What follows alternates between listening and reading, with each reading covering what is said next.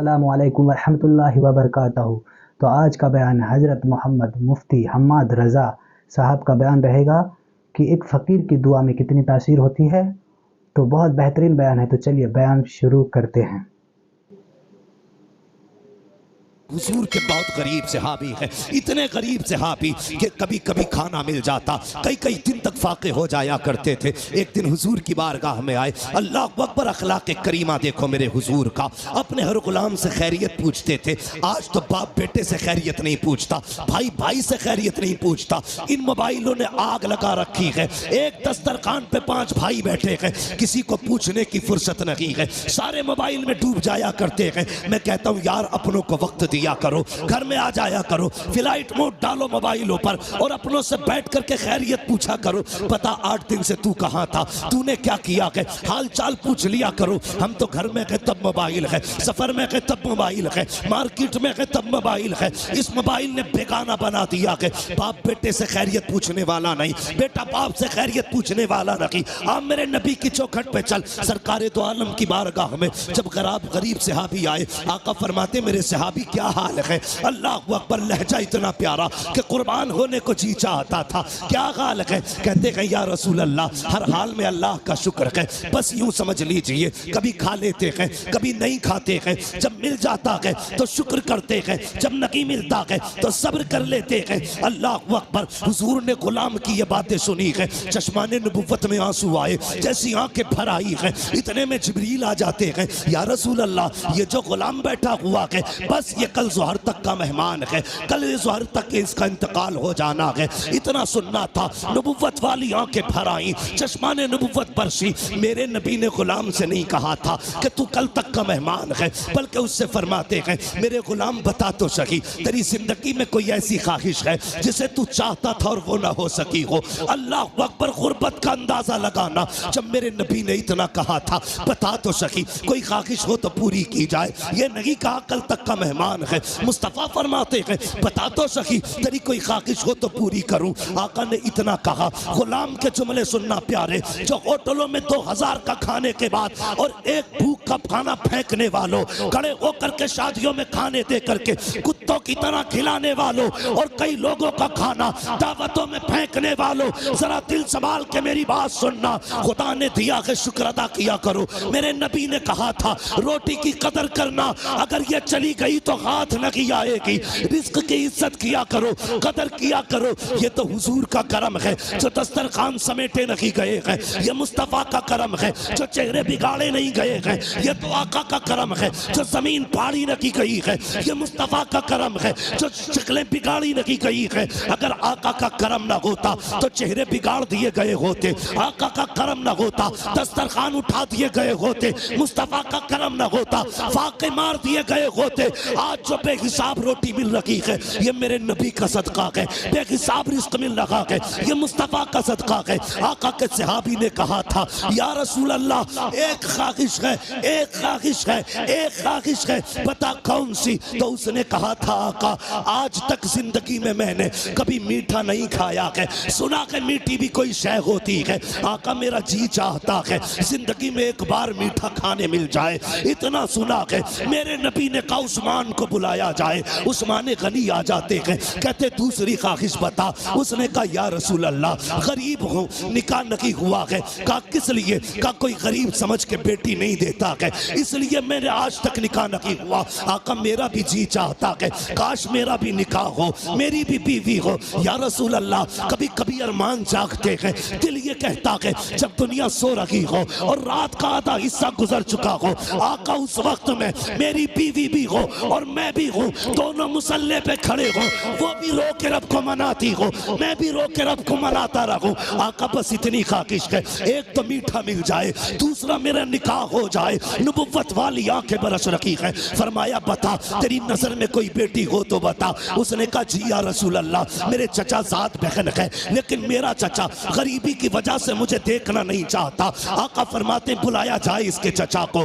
جب ان کے چچا کو بلایا گیا، اب میرے نبی کا فیصلہ سننا۔ آقا فرماتے ہیں میرے صحابی، میں نے تیری بیٹی کا رشتہ اپنے اس غریب صحابی کے ساتھ طے کر دیا ہے۔ پھر کیا تھا؟ مصطفیٰ کا فرمان تھا، گردن جھک جاتی ہے۔ آقا فرماتے ہیں کوئی اعتراض تو نہیں ہے؟ تو انہوں نے کہا تھا یا رسول اللہ حق تو یہ ہے بیٹی کا ہاتھ مانگا ہے، اگر سر بھی مانگ لیتے ہنستے ہنستے جانے دے دیتے، اس لیے کہ یا رسول اللہ جان دیتی ہوئی اسی کی تو تھی، حق تو یہ ہے کہ حق عطا نہ۔ سبحان اللہ۔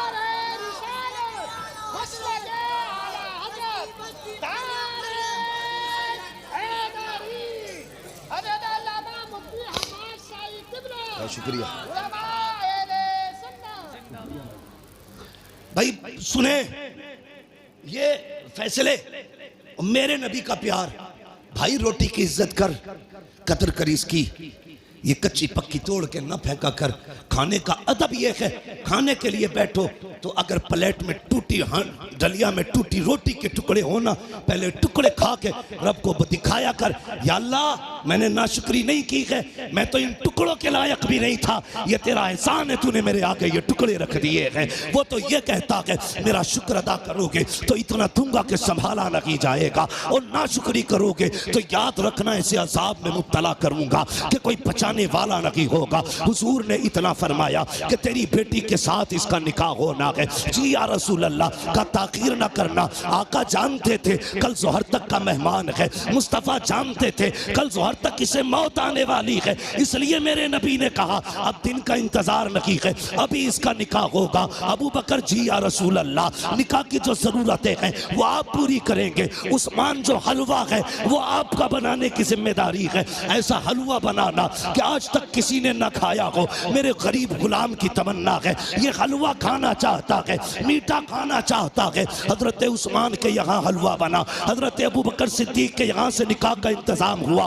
جب نکاح ہو جاتا ہے اللہ اکبر، آقا کریم کو بتایا تھا جبریل نے کہ کل ظہر تک کا مہمان ہے، رات گزر جاتی ہے۔ جب صبح کا سویرا ہوا، فجر کا وقت آیا، میرے حضور نے غلام کو بلایا، فرمایا جاؤ میرے فلاں غریب صحابی کے دروازے پہ چلے جاؤ۔ آقا کس لیے؟ کہ اگر اس کے دروازے سے رونے کی آواز آ جائے تو توڑ کر کے مجھے بتا دیا جائے۔ آقا نے اس لیے ڈیوٹی لگائی تھی، جب کہیں پہ میت ہوتی ہے تو اپنے رویا کرتے ہیں، اور اس کی بیوی تو ایک رات کی دلہن ہے، جب اس کے شوہر کا انتقال ہوگا تو ذاکر کے رونے کا پتہ چل جائے گا آگے کیا ہونا تھا۔ یہ تو مصطفیٰ جانتے تھے، لیکن ڈیوٹی آقا لگا رکھے ہیں، جاؤ اس کے دروازے پہ چلے جاؤ، جب اس کے گھر سے رونے کی آواز آئے تو مجھے خبر کر دینا۔ پیارے سننا ذرا دل تھام کر کے، یہ صحابی نے فجر کی نماز پڑھی، جا کے اس صحابی کے دروازے پہ بیٹھ گئے۔ ظہر ہو گئی، کوئی نہیں رویا ہے، ظہر کی نماز پڑھی۔ آقا فرماتے ہیں کیا ہوا؟ جی یا رسول اللہ ابھی تک تو کوئی نہیں رویا ہے۔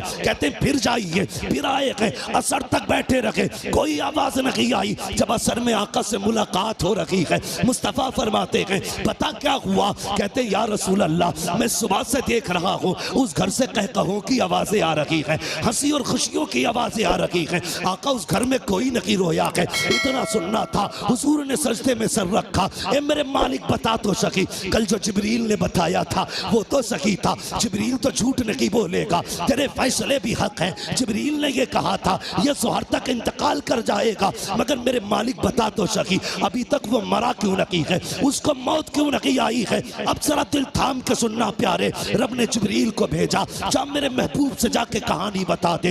حضرت جبریل آئے ہیں، یا رسول اللہ بے شک اس کو ظہر میں انتقال کر جانا تھا، اس کی زندگی ظہر تک تھی، لیکن یا رسول اللہ جب مغرب کے بعد کا وقت آیا اس نے نماز ادا کی، عشاء کا وقت آنے والا تھا، اس نے نماز عشاء کی بھی ادا کی عشاء کے وقت میں۔ اس کے بعد بیوی کو بلایا، دسترخوان بچھایا، یا رسول اللہ وہ میٹھا جو زندگی میں کبھی نہیں کھایا تھا آج پہلی بار دسترخوان پہ رکھا ہے، سامنے بیوی بیٹھی ہوئی ہے، بہت کچھ ہو رہا ہے کہ سامنے بیوی بھی ہے، دسترخوان پہ میٹھا بھی ہے، میرے آقا نے میری دونوں ضرورتیں پوری کر دی ہیں، یہ دیکھ کے مسکرا رہا تھا۔ اتنے میں یا رسول اللہ دروازے پہ آواز آ جاتی ہے کوئی جو خدا کے نام پہ کچھ دے دے۔ جبریل کہتے ہیں یا رسول اللہ، جب خدا کے نام کا اس نے سوال کیا، اس نے ایک نظر بیوی کے چہرے پہ ڈالی، دوسری نظر اپنے حلوے پہ ڈالی، وہ میٹھا جس کے لیے زندگی بھر ترستا رہا تھا اسے دیکھا ہے، بیوی سے کہتا شریک حیات خدا نے تیری جیسی بیوی دے دی ہے،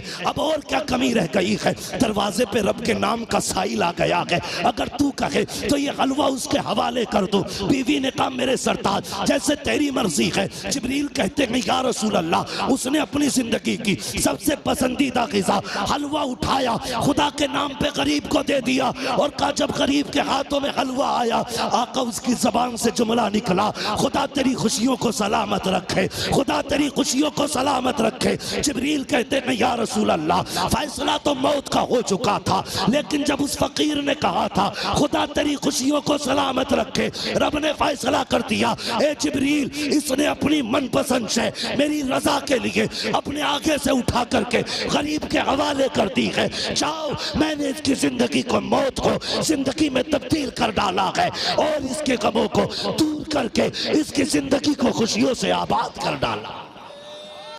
تو ناظرین، بیان اگر اچھا لگے تو ہمارے چینل کو ضرور سبسکرائب کریں اور ویڈیو کو لائک ضرور کریں۔ تو چلیے اب ملتے ہیں اگلی ویڈیو میں۔ السلام علیکم ورحمۃ اللہ وبرکاتہ۔